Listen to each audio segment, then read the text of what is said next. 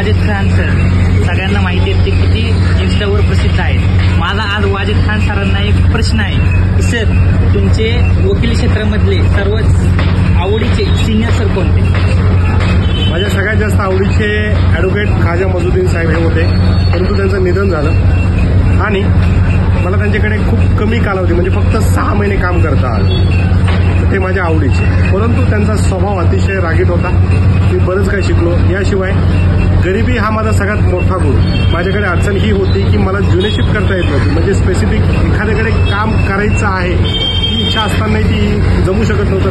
कारण घरून आर्थिक पैसे येत नव्हते. मग हॉटेलमध्ये काम करायचो आणि प्रत्येक वकिलाकडे बघून मी शिकत राहायचो. खरंच सर तुमचं खूप आदर्श घ्यावं असं वाटतं, कारण गरिबीच्या एक काय म्हणतात त्याला स्वतःच्या जीवावर तुमचं जे वकिलीचं